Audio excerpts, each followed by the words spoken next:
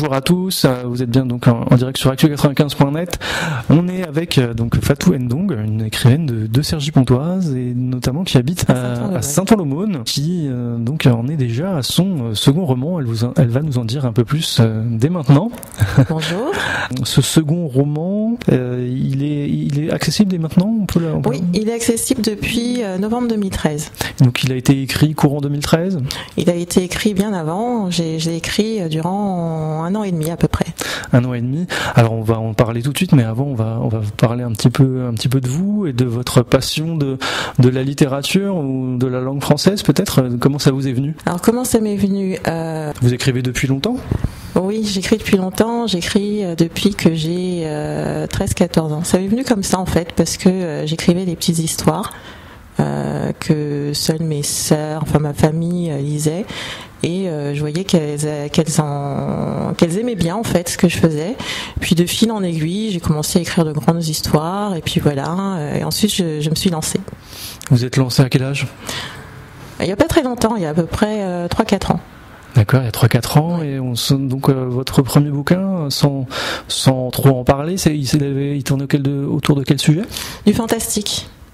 Parce qu'en fait, j'aime beaucoup le fantastique. Notamment, en fait, j'ai commencé à écrire mon premier livre parce que j'ai regardé, comme tout, je pense la majeure partie des gens, Twilight. D'accord. Donc voilà, c'est ce qui m'a donné envie d'écrire le premier livre, donc qui est sur le thème des vampires. Et puis ensuite, je me suis lancée sur celui-ci qui est complètement différent, mais voilà, j'avais envie de changer de registre et puis de m'intéresser un peu plus à ça. Oui, donc on y vient, donc Damoclès, qui est un livre qui parle un petit peu de la ségrégation. Donc oui, le virage est un peu à 180 degrés, même plus. Alors comment ça vous est venu cette idée de peut-être tragique qui est susceptible de tomber ? En fait, c'est de se dire que on ne sait jamais de quoi demain sera fait. Donc moi j'ai choisi Damoclès parce que voilà, ça avait cette signification-là. Et dans l'histoire, en fait, surtout dans les années 60, les gens vivaient comme ça en ne sachant pas de quoi demain allait être pour eux. Donc voilà, c'est pour ça que j'ai choisi Damoclès. Donc oui, parce que le livre se passe dans les années 60. À quel endroit ? Dans le Mississippi. Donc j'ai situé à Jackson. Alors rappelons-nous un peu de cette période. Pourquoi cette période ? Pourquoi cette période ? Parce qu'il y a eu beaucoup d'événements dans les années entre 1962 et 1964, enfin même bien avant, mais moi j'ai voulu vraiment cibler cette période-là parce qu'il y a eu entre autres l'assassinat de Medgar Evers et par la suite le discours de Martin Luther King, et donc j'avais envie de parler principalement de ça, de ces événements-là.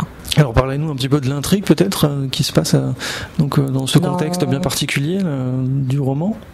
Alors l'intrigue, faudrait que je commence depuis le début. Rapidement. On a deux familles en fait, une famille de pauvres, une famille noire dans le Mississippi, et une famille riche. Donc on sait que dans le Mississippi, dans les années 60, il y avait donc des lois qui faisaient que noirs et blancs pouvaient vivre ensemble, mais séparés. Donc séparés et égaux. Et donc cette famille-là, il y a une bonne qui va travailler pour cette famille, et donc qui va avoir des enfants. Donc les enfants vont apprendre à se connaître, vont rester amis, et cette amitié va être secrète justement parce qu'il y a ces lois Jim Crow et donc cette ségrégation. Donc toute l'histoire va commencer à partir de ça. Ça vous a donné l'envie, peut-être la nécessité, il y avait la nécessité de faire des recherches historiques un petit peu pour parler. C'était obligatoire. Comment vous avez travaillé justement ? Mes recherches, tout ce qui est... alors, j'ai commencé d'abord, pour pas raconter n'importe quoi, à lire le livre de Richard Wright, donc lui qui a vécu la ségrégation raciale. Donc je voulais écrire mon histoire, je voulais en inventer une dans l'histoire, et je voulais raconter des faits réels. Et comme Richard Wright était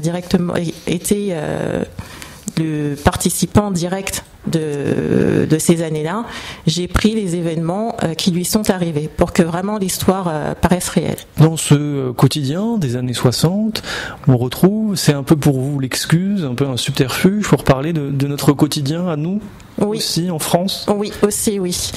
parce que il y a des mots, il y a des gestes dont on a l'impression que, dont certaines personnes ont l'impression que ce sont des choses normales, anodines, alors que non, pas du tout. Et j'ai essayé de retranscrire ça en fait dans le livre. Par exemple, pour des personnes en fait, des choses simples paraîtraient normales, alors que pour d'autres, elles sont interprétées différemment. C'est l'incompréhension entre les communautés, c'est ça? Oui, c'est ça. Entre les communautés, dans les gestes, dans les paroles, qui sont interprétées différemment. Il y a encore de la ségrégation, ou moins des formes de ségrégation pour vous dans votre quotidien, pour nous en France. Oui. Alors je ne parle pas que de la ségrégation par rapport aux Noirs, mais il y a l'inverse aussi. Et moi, c'est ce que je mets aussi dans mon roman, c'est que on sent que les blancs sont contre les noirs, mais que les noirs, que la plupart des noirs aussi le sont. Enfin, inversement. Ça ne va pas que dans un sens. Et on sait que dans notre quotidien aussi, ça ne va pas que dans un sens. C'est pas toujours les blancs qui sont contre les noirs. Ça peut être aussi le contraire.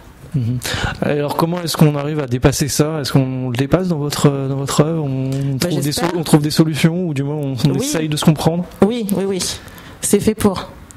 Donc à travers le quotidien des années 60, on découvre d'autres choses et on évolue. On arrive à se projeter, et oui, on évolue. Peut-être une dernière question. Ce livre, est-ce qu'il y aura une suite? Est-ce que vous allez partir sur autre chose après, puisque vous avez commencé par la science-fiction, vous avez passé un petit peu d'histoire, un peu roman. On peut le qualifier de roman historique, celui-là?